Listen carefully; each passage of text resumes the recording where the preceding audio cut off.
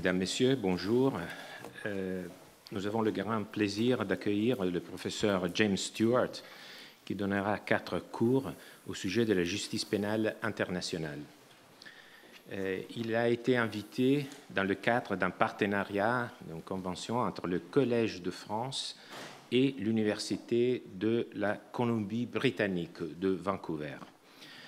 Une ville d'ailleurs magnifique, avec son port qui est le plus grand au Canada, mais aussi en raison de la beauté de son environnement et de la qualité de la vie qui fait que Vancouver soit considérée l'une parmi les 10 meilleures villes au monde où habiter.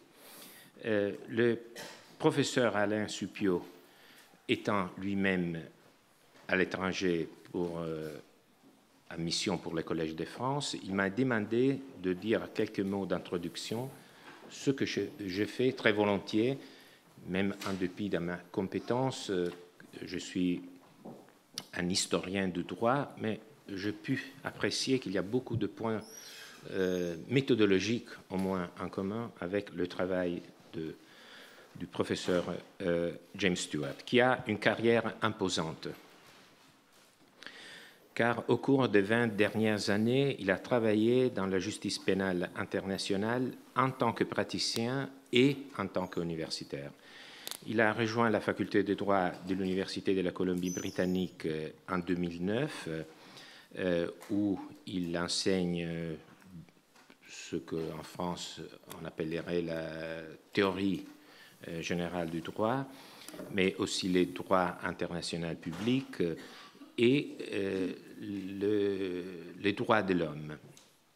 Il avait été auparavant professeur pour 2 ans à la Columbia Law School à New York, et avant de travailler aux États-Unis, il avait travaillé auprès du parquet du Tribunal pénal international des Nations unies pour l'ex-Yougoslavie, et aussi auprès du procureur du Tribunal pénal international pour le Rwanda. Il s'agit d'expériences qu'on aurait envie de connaître de sa propre voix et que je pense ont marqué beaucoup même son approche théorique aux questions juridiques. Car il travaille principalement sur la relation entre les atrocités, les commerces, la justice pénale internationale. Son travail a reçu beaucoup de reconnaissance au niveau international. Il a reçu le prix Lapira pour un article sur l'emprisonnement illégal à Guantanamo. Et je souligne que Lapira est un juriste italien, d'ailleurs engagé dans l'étude du droit romain, mais aussi renommé pour son engagement humanitaire. Et en 2011, le Conseil canadien de la recherche lui a décerné le prix Aurora en tant que nouveau chercheur exceptionnel qui se forge une réputation de recherche passionnante et originale en sciences humaines. Et je pense que son travail le démontre. Il a écrit notamment un livre très important sur les crimes de guerre des entreprises, condamner le pillage des ressources naturelles, en anglais et traduit aussi en français, où il a montré que il y a souvent une responsabilité des entreprises dans le pillage des ressources naturelles et que ça joue un rôle important dans l'alimentation même des conflits. Il a un intérêt en même temps pratique, ce qui est clair, mais aussi conceptuel. Il vient d'écrire un travail qui montre que la manque de regard historique a peut-être endommagé la reconstitution d'une théorie du droit pénal international, notamment que le concept de pluralisme c'est-à-dire le fait que dans le cadre du droit pénal international, on reconnaît que toutes les traditions juridiques doivent être prises en compte pour assurer une légitimité internationale de ce type de justice qui n'est pas forcément ancrée dans le territoire et dans les pouvoirs étatiques, doit donc avoir des ressources de légitimation, une ressource de légitimation, et notamment cette vision pluraliste. Il a très bien montré que parfois, sous l'étiquette de pluralisme, on voit très bien qu'on a eu une circulation de modèles juridiques qui ne font pas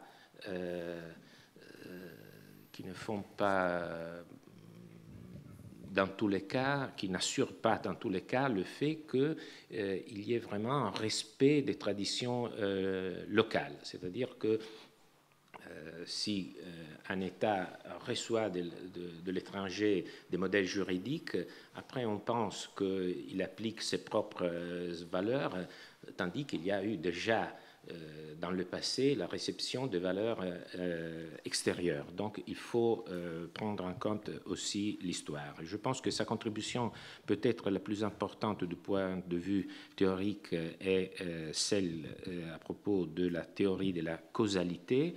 Vous me permettrez de lui soustraire 2 minutes pour lire un petit passage dans l'article, le début d'un de ses articles, où il dit « Un événement est surdéterminé ». Donc la question paraît très abstraite, la surdétermination de la causalité. Il dit « Un événement est surdéterminé s'il y a plusieurs causes suffisantes à son existence ». Un groupe de soldats de tir offre une illustration classique. Si 8 soldats sont alignés pour exécuter un prisonnier et tous tirent en même temps, aucun des soldats n'a fait une différence dans le sort de la victime. Elle serait morte, peu importe si l'un des soldats aura participé ou non. Donc, même si l'un des tireurs avait refusé de tirer, cette autre balle aurait toujours trouvé leur cible et mis fin à la vie du prisonnier d'une manière plus ou moins indiscernable. En effet, donc, ce groupe de tir a été constitué de manière à permettre à chacun des soldats qui ont participé à s'en aller dans le confort moral en se disant « je n'ai pas vraiment fait la différence, cela serait arrivé même sans moi ». La difficulté est, le souligne James Stewart, que si nous sommes seulement responsables lorsque nous faisons une différence, aucun des soldats, ça semble un paradoxe, mais du point de vue logique, c'est la conséquence, si nous sommes seulement responsables lorsque nous faisons une différence, aucun des soldats n'est responsable de la mort. Et donc, je pense que vous avez très bien compris qu'est-ce que l'enjeu qu'il y a derrière ce type de raisonnement lorsqu'il s'agit de déterminer la responsabilité dans le cas d'atrocités commises dans le cadre d'un conflit. Je termine en vous conseillant de lire son blog. Et j'ai bien aimé la philosophie de son blog qu'il a exprimé en 6 points. Il a dit que son blog, qui d'ailleurs est très, je dirais, très savant et où on peut lire vraiment la fleur de sa recherche, il dit que son blog est inspiré par le principe 1 de la critique respectueuse, 2 de la créativité normative. Le blog recherchera, célébrera, diffusera une créativité normative qui peut prendre la forme de critiques conceptuelles novatrices, des tentatives visant à dépasser des paradigmes conceptuels dominants. 3. L'excellence esthétique. Donc, nous avons une attente très forte par rapport à cette conférence aujourd'hui. Une communauté intellectuelle plurielle, 4e principe. 5e règle, ce blog doit avoir une orientation principalement conceptuelle, parce que son travail est un travail vraiment ancré dans la tradition juridique, mais il faut aussi qu'il y ait, c'est le dernier point, une symbiose avec la pratique afin de renforcer le dialogue entre universitaires, praticiens et membres de la société civile. Et je pense que ce sorte de liste de principes est le meilleur résumé de sa propre attitude, de son approche et de son activité scientifique. C'est dans cet esprit que j'ai l'honneur de lui livrer cette médaille du Collège de France, la médaille intitulée à Guillaume Budet, et qui est décernée aux professeurs qui sont invités au Collège de France, et je l'ai fait aussi en votre nom, aussi qu'au nom de l'institution qui est ici représentée par le directeur de service international, M. Hellé.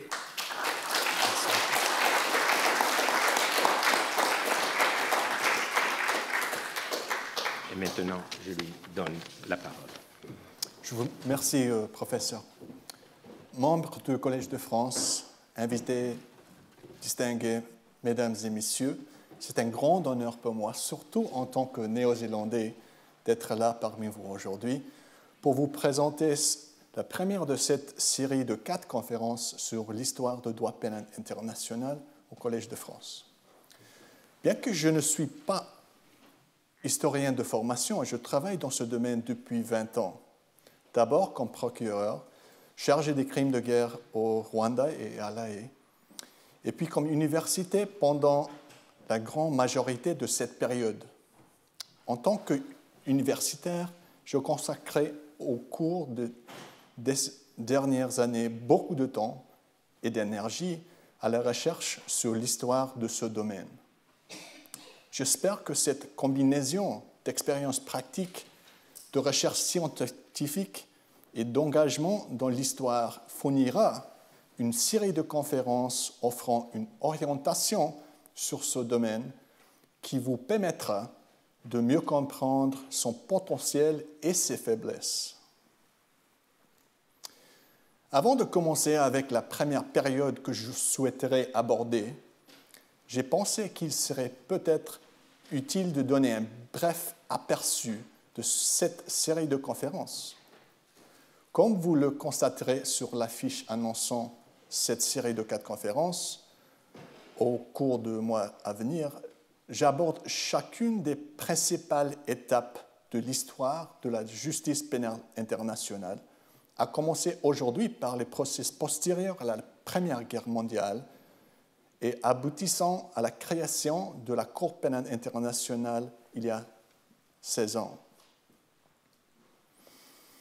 Il existe une nouvelle littérature intéressante et brillante dans la justice pénale internationale qui critique ce type d'histoire linéaire en raison de tout ce qu'elle omet entre ces 4 étapes majeures et en raison de la manière dont elle promet faussement un degré inévitable de progrès dans ce domaine.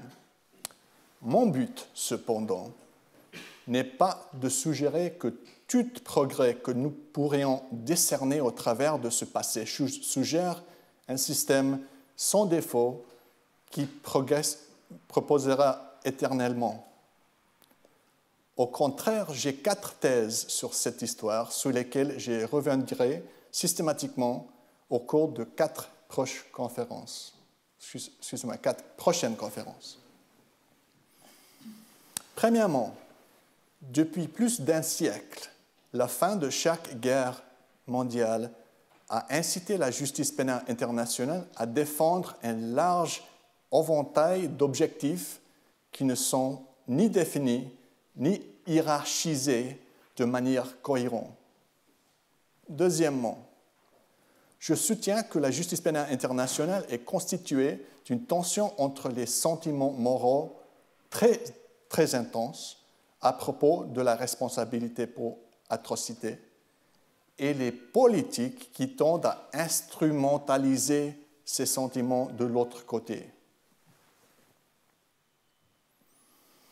Troisièmement, l'histoire de la justice pénale internationale est souvent une tentative réactionnaire de reconstituer l'équilibre entre ces deux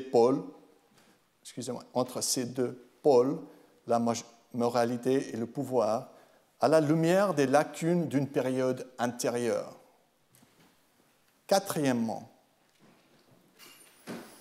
il est peu probable que le sentiment moral ou le pouvoir revendique la victoire finale de l'un sur l'autre dans notre réflexion sur la responsabilité pour atrocité. En conséquence, l'histoire des procès internationaux révèle quelque chose de significatif sur le potentiel et les limites de la justice pénale internationale dans l'ordre juridique mondial actuel. Je n'en dirai pas plus long sur ces thèses maintenant, mais j'y reviendrai dans le cadre des 4 conférences et à la fin pour expliquer comment les diverses histoires que nous explorons les soutiennent. Sur le plan de la forme, j'utilise 5 théories pour expliquer l'histoire de cette justice pénale internationale au cours de chaque période, en espérant que le cadre que j'adopterai aidera à identifier les conclusions que je mentionne. Les 5 thèmes que j'utilise comme cadre dans l'ensemble de mes 4 conférences sont les suivants. Premièrement, je commence cette discussion et les suivantes par une introduction narrative au procès en question, à savoir les procès postérieurs à la Première Guerre mondiale, les procès de Nuremberg et de Tokyo après la Seconde Guerre mondiale, les tribunaux pénaux internationaux pour l'ex-Yougoslavie et le Rwanda après la guerre froide, et le tribunal permanent, la Cour permanente et maintenant la Cour pénale internationale.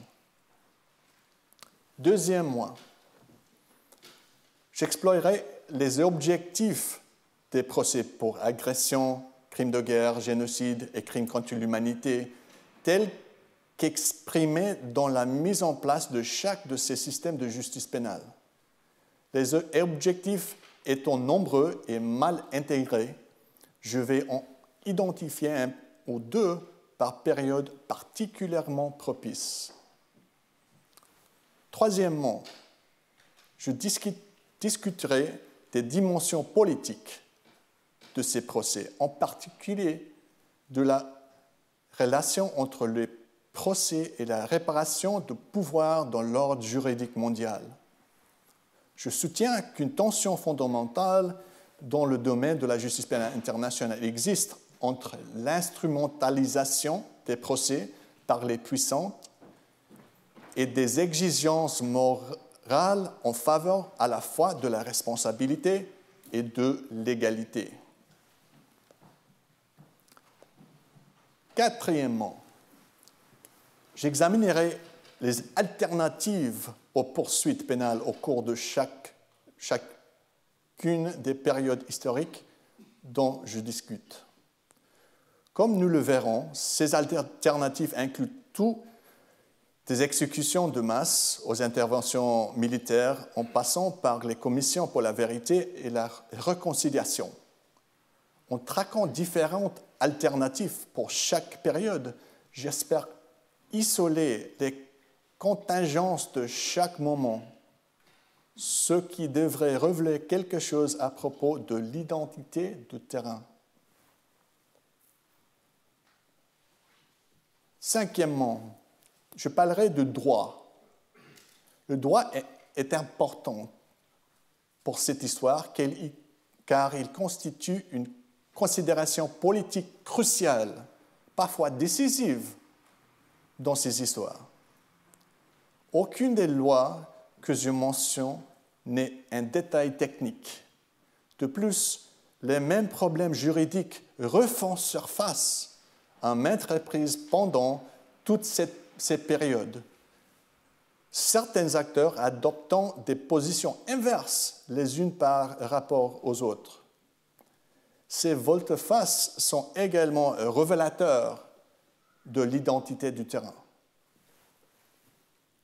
Sixièmement, j'ai l'intention de parler des conséquences de ces procès.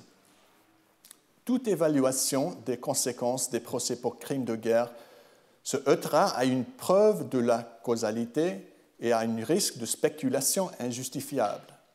Mais j'espère parler de la manière dont ces procès ont vraisemblablement atteint leurs objectifs dans certaines circonstances, ainsi que des répercussions parfois très négatives qui semblent avoir découlé d'eux chez d'autres.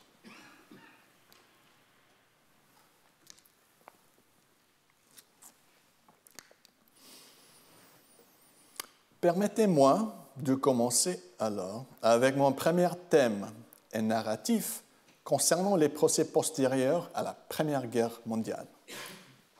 À mon sens, on comprend mieux l'histoire de la justice pénale internationale pendant et après la Première Guerre mondiale comme comprenant au moins trois parties interconnectées. D'abord, les tentatives infructueuses des gouvernements de l'entête victorieux de juger l'Allemand Kaiser Wilhelm II devant un tribunal international. Deuxièmement, une série d'environ 1600 procès d'armées allemands par contumace en France et en Belgique, peu de temps après la guerre.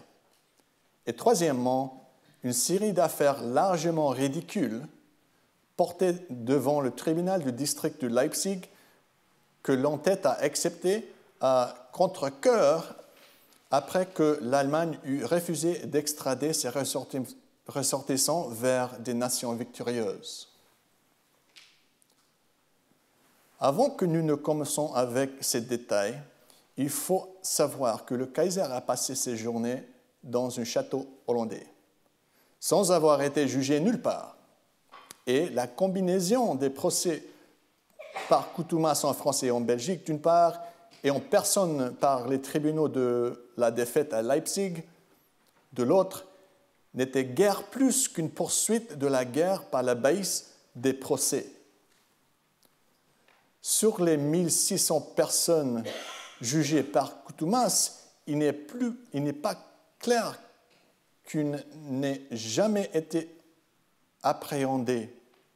Et à Leipzig, le procureur a déclaré publiquement que 861 allégations sur 901 avaient été jugées publiquement sans réponse, souvent dans les termes qui défient délibérément toute motivation contraire d'un tribunal français ou belge.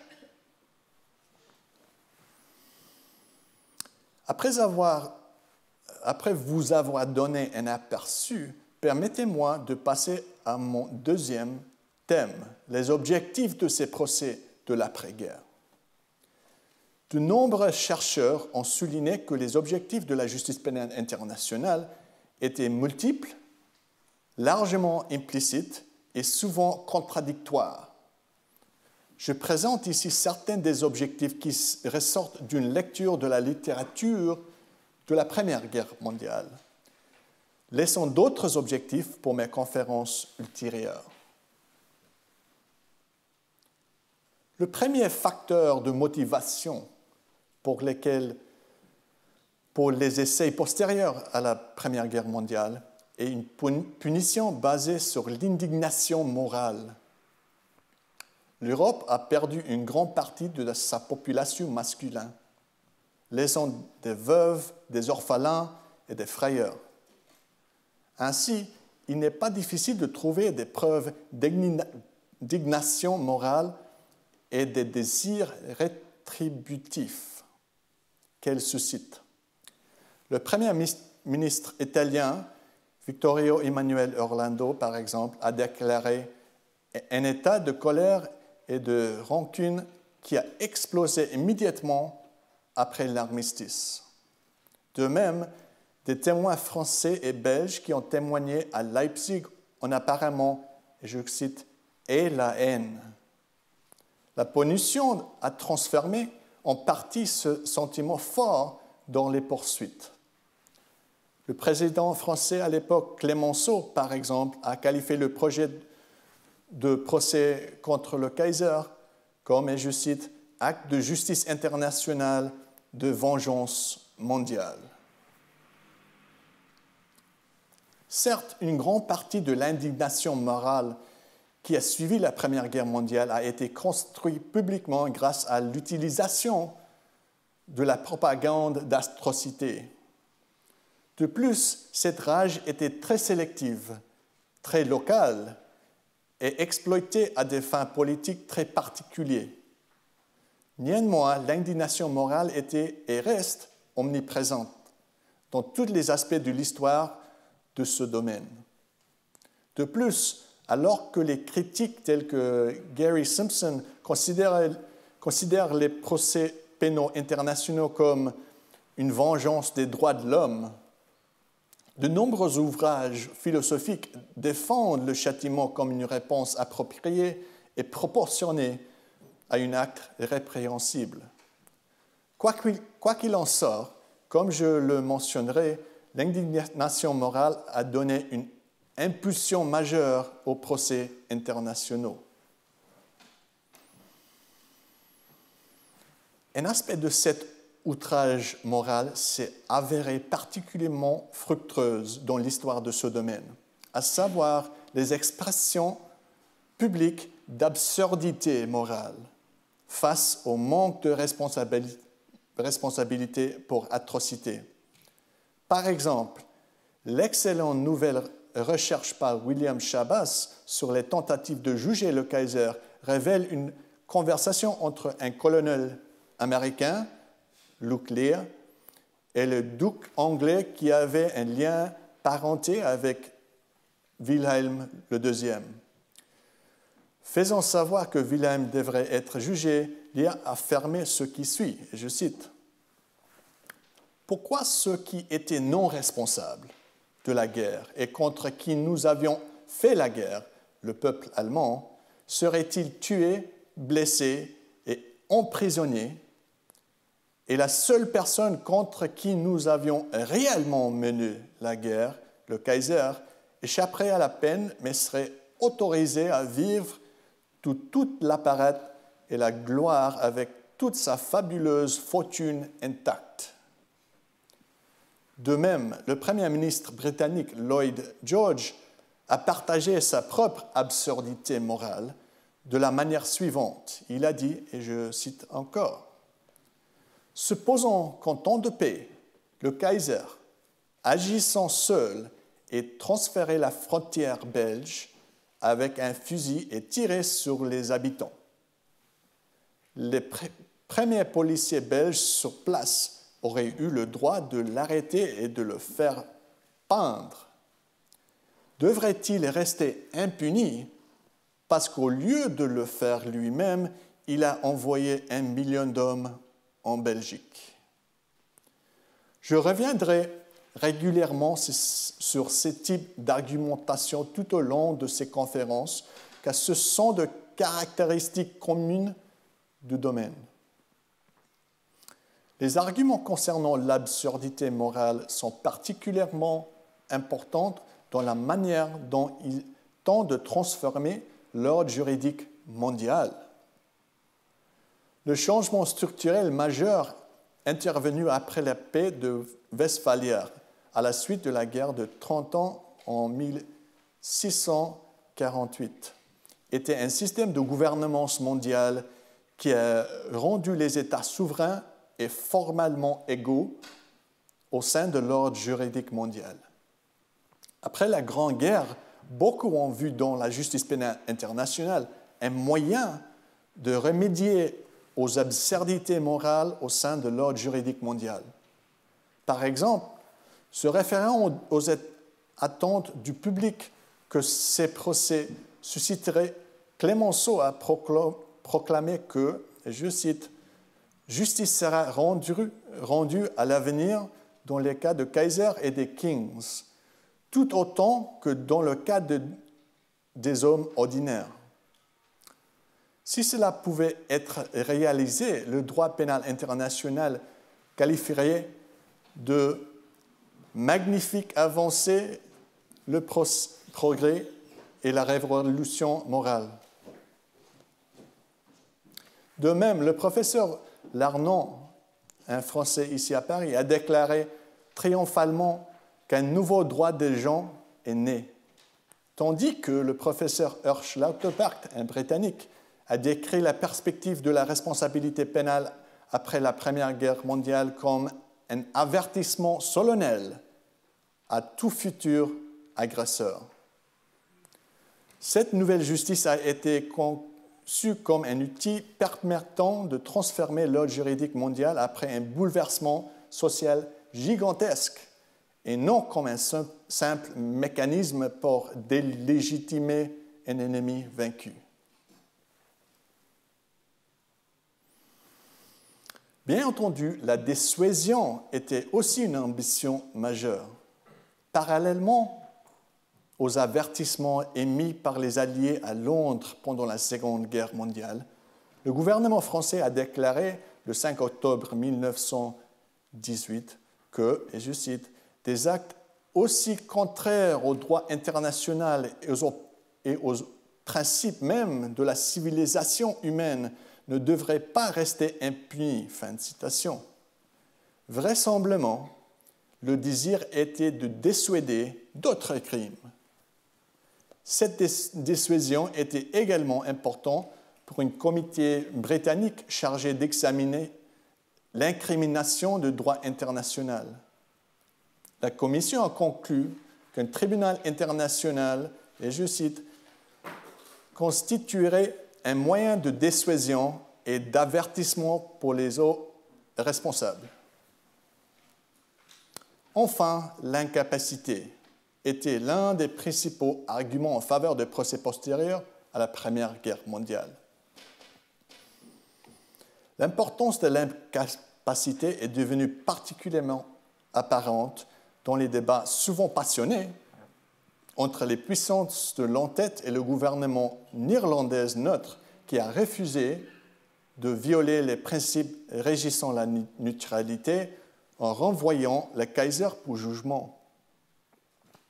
Après qu'il a été clair que les Néerlandais n'accepteraient pas un procès devant un tribunal international, l'entête a travaillé dur pour que le Kaiser soit exilé à la Napoléon, comme il disait à l'époque, dans une lointaine colonie où il ne pouvait pas reprendre la guerre.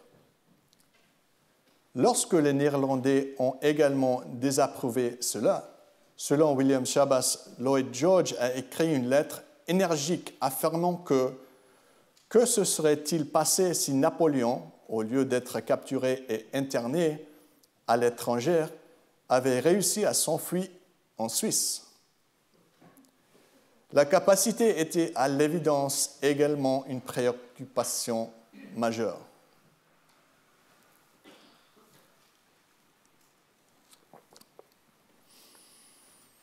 Cela nous amène au troisième thème principal que j'ai mentionné au départ. Alors, qu'en est-il des dimensions politiques de ces procès? Après la Première Guerre mondiale, l'application unilatérale du droit pénal international était manifeste à plusieurs niveaux. D'une part, la preuve abondante d'infractions allemandes hors d'Europe a été documentée mais ignorée. L'université sud-africaine Christopher Givers a écrit un excellent article montrant comment l'entête a documenté le génocide allemand des peuples Herero et Namaqua dans la Namibie actuelle, mais que cet épisode n'a jamais figuré dans la réflexion sur la justice pénale internationale après la guerre. De même, l'historien Mark Lewis montre comment le génocide arménien et les crimes commis par la Bulgarie contre ses voisins balkans ont été largement négligés dans l'indignation morale très sélective qui a appelé à des procès après la Première Guerre mondiale. Mais la manière dont l'entête présumait que seuls les soldats ennemis pouvaient être poursuivis était l'aspect le plus frappant de cette partie politique. Cette partialité a été très clairement exprimée lors des négociations avec les autorités allemandes concernant les dispositions du traité de Versailles relatives à la culpabilité de guerre, lorsqu'un responsable allemand avait promis que son pays soumettrait ses citoyens à un jugement par un tribunal international composé des juges des pays neutres qui avaient le pouvoir d'inculper les dirigeants militaires et politiques des puissances de l'entête, ainsi que les Allemands. Le fait que cette suggestion ait été rapidement écartée suscite l'inquiétude quant au fait qu'il s'agisse de procès spectacles.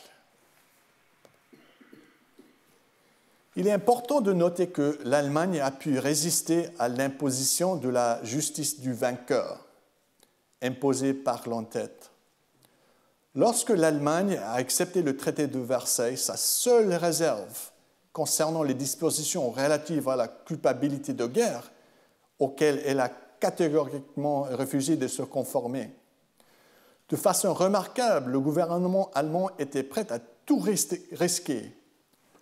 Comme le notent Horn et Kremer, il est remarquable qu'un gouvernement démocratique de la République d'Allemagne dispose à accepter un traité imposant de sévères restrictions territoriales et économiques, limite l'armée à 100 000 hommes et interdise la conscription, dirige le risque d'effondrement de la paix et d'invasion en raison d'accusations d'actes criminels contre l'ancien régime.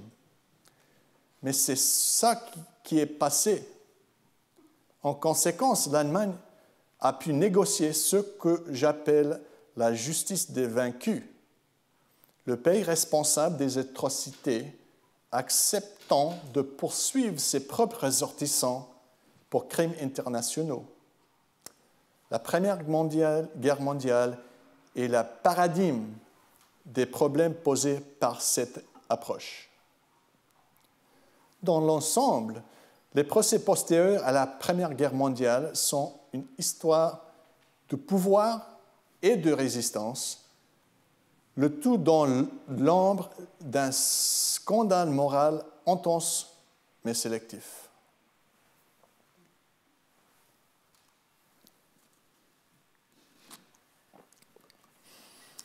Cela nous amène au quatrième thème principal, les solutions de réchange aux poursuites. Je me concentre sur ce thème ici et tout au long de cette série de conférences, car cela contribue à isoler la contingence historique de la justice pénale internationale. Là encore, je n'ai pas l'intention de traiter de manière exhaustive les alternatives de poursuite pour crimes internationaux. Au lieu de cela, je soulignerai ce que je perçois comme une alternative particulièrement importante à chaque époque.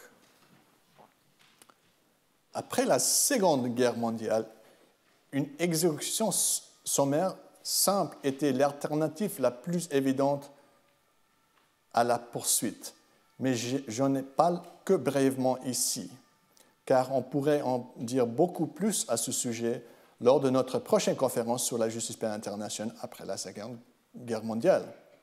Néanmoins, il est important que nos conférences ultérieures notent les discussions sur la soumission du Kaiser à une exécution sommaire. Après tout, il est d'un intérêt historique majeur que l'idée d'un procès pénal soit aperçue lorsque « Hang the Kaiser » était un slogan politique populaire en Grande-Bretagne et probablement dans une grande partie de l'Europe à cette époque. Il ne fait aucun doute que le précédent en matière de mise à mort extrajudiciaire d'un défunt déchu ne manquait pas. Pour l'instant, il suffit de noter comment la possibilité d'une exécution sommaire du Kaiser a été déclarée au plus haut niveau du gouvernement après la Grande Guerre. L'histoire remarquable de William Shabas cite les écrits d'un responsable britannique selon lequel le premier ministre britannique Lloyd George, et je cite, veut tirer sur le Kaiser. Winston, il n'est pas d'accord. Fin de citation. Comme nous le verrons plus tard, le fait que Winston Churchill ne soit pas d'accord avec l'exécution postérieure à la Première Guerre mondiale contrastera par la suite avec ses idées sur les nazis après la Seconde Guerre mondiale. Winston Churchill était un ardent défenseur des poursuites pénales au lendemain de la Première Guerre mondiale, mais il a tiré ses leçons de Leipzig. Au lieu de me concentrer sur l'exécution, j'aborde ici l'alternative de l'exil.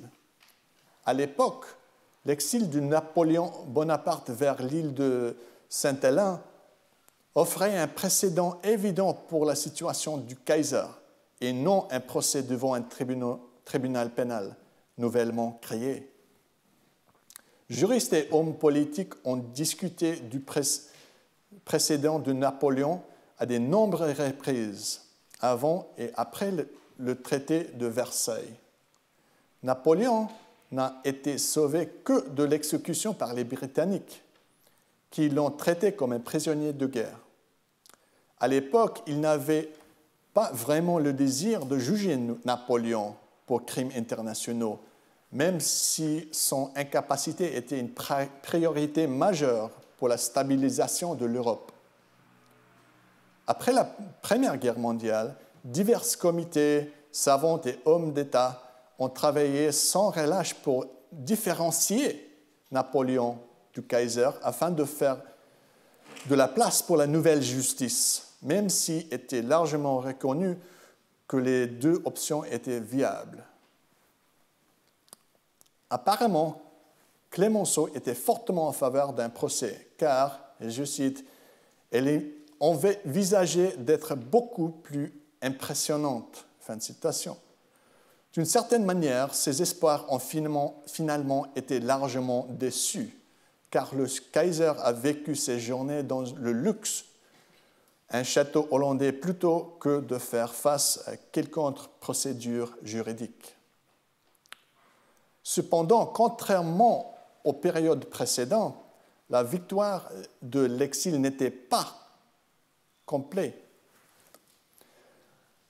Les subordonnés de Kaiser ont été jugés dans des procès pénaux par contumace en France et en Belgique et en personne à Leipzig. Néanmoins, la plupart des longues négociations passionnées et parfois hostiles sur la responsabilité pénale du Kaiser ont ouvert la voie à la montée en puissance de la justice pénale internationale moderne au cours des années suivantes.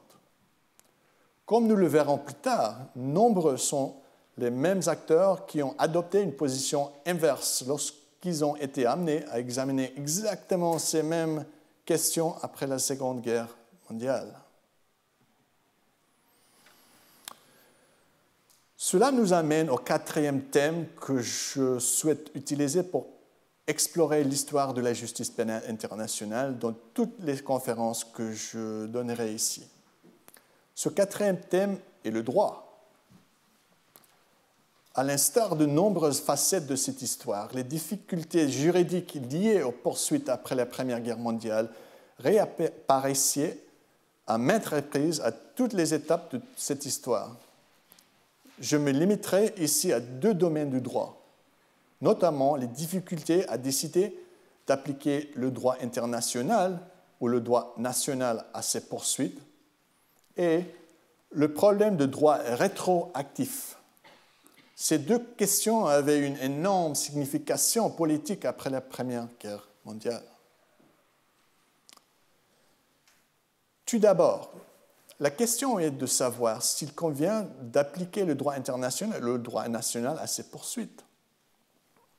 En fin de compte, la justice post-Première Guerre mondiale a appliqué les deux, mais cette double application a souligné une tension majeure entre ces sources de droit. Cette tension persiste jusqu'à ce jour. En ce qui concerne le Kaiser, une question importante se pose.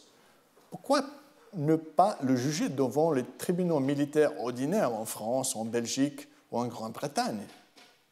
Les premières enquêtes ont montré que la législation nationale ne suffirait pas à couvrir de telles allégations, ce qui n'était pas surprenant étant donné que la plupart des reproches adressés au Kaiser n'avaient aucun précédent. Apparemment, un tribunal international pouvait mieux trouver le droit nécessaire. En outre, la crédibilité de la condamnation dépendait de l'impartialité du processus ainsi que du prestige de l'institution qui rendait le verdict, de sorte qu'un tribunal international unifié conviendrait mieux à un procès de cette importance mondiale. Comme le soulignaient les deux principaux professeurs de droit français, Ferdinand Larnaud et Albert Goffre de la Pradelle, et je cite, « Il faut une juridiction plus élevée, des débats plus retentissants, une scène plus grande. » Fin de citation. Ainsi, par un processus d'élimination, l'internationalisation des poursuites pénales a été justifiée. Les juridictions nationales étaient contrôlées politiquement par les auteurs des crimes, juridiquement non préparées pour traiter des problèmes et structurellement insuffisantes pour condamner l'infraction avec suffisamment de force et rhétorique. Pourtant, le débat sur la question de savoir si les tribunaux nationaux sont préférables aux tribunaux internationaux reste un dilemme central pour la justice internationale moderne. Et en tant que grand spécialiste britannique de la période observée en 1929, dans un article intitulé « A-t-on besoin d'un cour pénal international ?», professeur Brierley affirme le suivant. « Cela ne veut pas dire que, parce qu'un processus d'élimination semble nous ramener à l'idée d'un tribunal international, une solution du problème sera trouvée là. Il se peut qu'il n'y ait pas de solution. » Fin de citation. C'est apparemment ce qui s'est passé après la Première Guerre mondiale. Il n'y avait pas de solution. Pris dans son ensemble, le système de responsabilité résultant du processus dont je discute ici a conduit à un réseau de tribunaux nationaux qui a traité ces procès en France, en Belgique et en Allemagne, ainsi qu'un débat public riche sur les tribunaux internationaux pour le Kaiser en particulier. Le droit de ces institutions appliquerait considérablement d'une juridiction à l'autre.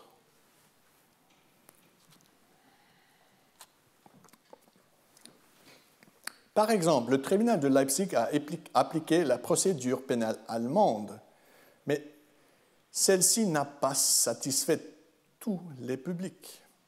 Claude Mullins, un Anglais bilingue envoyé couvrir les procès de Leipzig pour le compte des Britanniques, a observé que le système de procédure juridique en vigueur sur le continent diffère en de nombreux points essentiels de celui en vigueur en Angleterre. En tant que problème récurrent pour le droit pénal international, il a conclu sa comparaison juridique en observant que la procédure frappera tous les avocats anglais comme étant étrange et dangereuse. La loi rétroactive est une deuxième question juridique récurrente dans l'histoire des procès postérieurs à la Première Guerre mondiale, qui, à l'instar des autres sujets dont je traite ici, avait une signification politique majeure. Les réticences suscitées par une loi rétroactive sont des facteurs cruciaux du refus du gouvernement des États-Unis d'appuyer la création d'un tribunal international chargé de juger le Kaiser.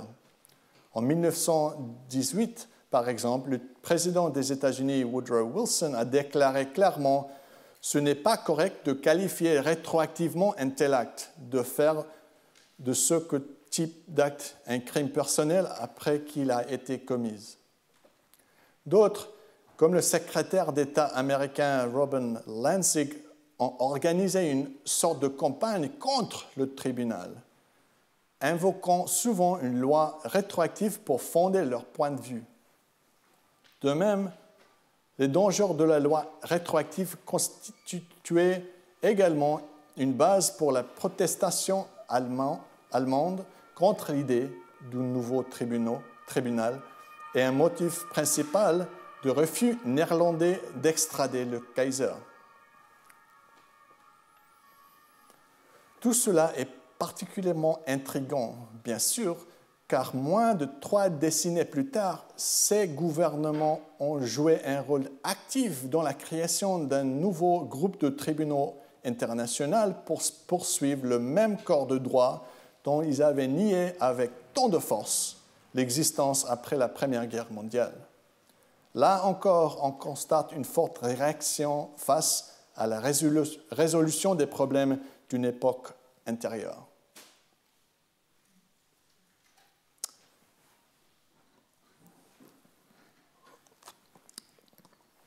Cela nous amène à notre dernier thème, les conséquences de ces poursuites. Les conséquences des poursuites pénales étant particulièrement difficiles à définir avec le plus de certitude possible, je sélectionnerai celles qui me paraissent particulièrement évidentes à la lecture de cette histoire. Premièrement, il est clair que la justice des vaincus a échoué en tant que projet. Après l'un des premiers procès à Leipzig, les Belges se sont retirés et ont qualifié les processus de paradis de justice. En outre, après 2 jours de discussions à Paris en 1922, une commission interalliée a qualifié les procès de très insatisfaisants et une justice subjective, partielle. Pour les puissances de l'entête, le fait que le tribunal de Leipzig soit un instrument pour les auteurs de crimes a réduit le nombre de procès à des exercices de propagande qui ont probablement exacerbé la haine. Comme l'historien James Willis a déclaré, loin d'être résoudre le problème des peines de crimes de guerre, les procès de Leipzig ont créé un ressentiment supplémentaire entre l'Allemagne, la Belgique et la France. Pour donner 2 exemples dans la recherche de l'historien allemand Gerd Hankel, alors qu'en août 1914, dans le nord de la France, le lieutenant-général Karl Stenger aurait ordonné que tous les prisonniers soient massacrés. Les blessés, armés ou non, doivent être massacrés. Même les hommes capturés dans les grandes unités organisées doivent être massacrés. Aucun ennemi ne doit rester en vie derrière nous.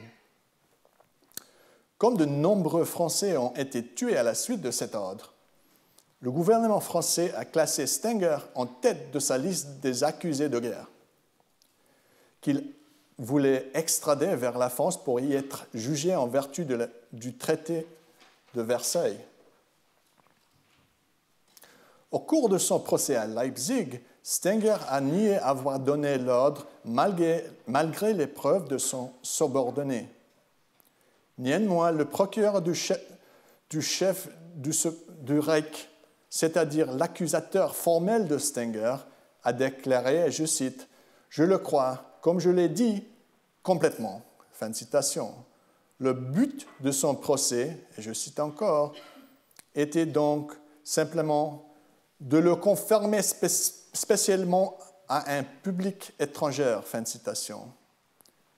Après l'acquittement de Stenger, une foule nombreuse s'est rassemblée devant le palais de justice de Leipzig pour lui offrir des fleurs et cracher sur la délégation française en partance. Dans un deuxième exemple que Gerd Henkel explore, on révèle la relation entre les procès par contumace en France et en Belgique et ceux de Leipzig. Selon Henkel, en 1922, le gouvernement allemand a écrit au tribunal de Leipzig au sujet d'un colonel von Gisse, condamné à mort lorsqu'un procès par contumace tenu en Belgique. Dans sa lettre, le gouvernement allemand expliquait que le colonel souhaitait que son dossier soit réglé à Leipzig dans les meilleurs délais et qu'il souhaitait utiliser la décision de la Cour du Reich pour faire valoir ses droits dans les pays et à l'étranger. La lettre conclut que, et je cite, « Étant donné que l'affaire est très bénéfique pour nos objectifs de propagande, je vous serai particulièrement reconnaissant de bien vouloir accepter le désir du colonel von Gisse de voir son affaire aboutie rapidement. » Fin de citation. L'affaire a apparemment été classée moins d'un mois plus tard, comme demandé. Indépendamment de ces illustrations concrètes, il existe sans doute une série de facteurs permettant de conclure que ces procès exacerbent la violence en plus de contribuer au ressentiment. Plusieurs spécialistes suggèrent que l'entête était vraiment motivée à organiser ces procédures pénales car elle était importante pour justifier les coûts humains et économiques colossaux de la Grande Guerre en Grande-Bretagne, en France et en Belgique.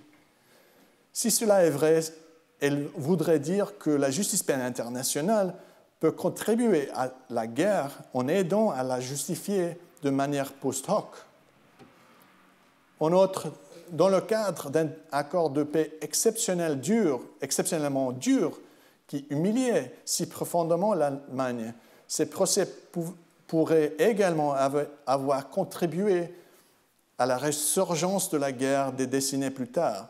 Rappelez-vous que la culpabilité de la guerre était de loin l'aspect le plus sensible du traité de Versailles et que les Allemands couraient le risque de faire la guerre à l'extérieur et de faire la révolution à l'intérieur afin d'éviter de se conformer à ces exigences dans le cadre d'un accord de paix qui les érudits jugent paralysants. Il y a eu aussi des accidents de fait avec les procès de Leipzig. Adolf Hitler, par exemple, a rencontré pour la première fois Hermann Göring lors d'un rassemblement de protestation contre les procès de Leipzig en 1922. Bien entendu, cette histoire était révolutionnaire pour la notion de responsabilité pénale individuelle pour crimes internationaux, qui prenait au sérieux l'indignation morale niée des atrocités.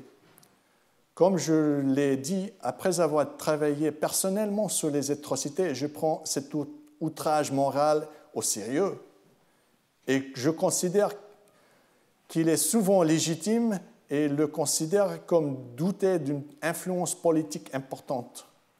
Mais la manière dont nous perçons les procès en son nom devra attendre que nous ayons terminé cette série de conférences, ce qui nous permettra de voir où les idées centrales annoncées après la Première Guerre mondiale nous ont conduits et où elles peuvent aboutir. Il va sans dire, cependant, que les idées sur la décision se sont avérées incapables d'empêcher une deuxième conflagration mondiale quelques décennies plus tard. En somme, une grande partie de la littérature sur le droit pénal international s'appuie de manière injustifiée sur Nuremberg, mais l'histoire du droit pénal international remonte très clairement à plusieurs décennies plus tôt. Après la Grande Guerre, de nombreux objectifs incohérents avaient été annoncés pour cette nouvelle justice. Mais ils étaient très étroitement liés au pouvoir. L'idée du droit pénal international a réussi à prévenir des exécutions, mais seulement partiellement à vaincre l'exil. La notion de justice vaincue, résultant de la résistance acharnée des Allemands à assumer la responsabilité de la guerre, était au mieux inutile et probablement contre-productive. Néanmoins, cette expérience ainsi accumulée a certainement fait que les Alliés travailleront dur pour ne pas la répéter. Lorsque la Commission des Nations Unies pour les crimes de guerre a été créée en 1943, afin de commencer les préparatifs des procès des nazis, son président a annoncé sa détermination à, et je cite, « ne pas répéter le fiasco de Leipzig ». Fin de citation. La grande réaction a donc alors commencé.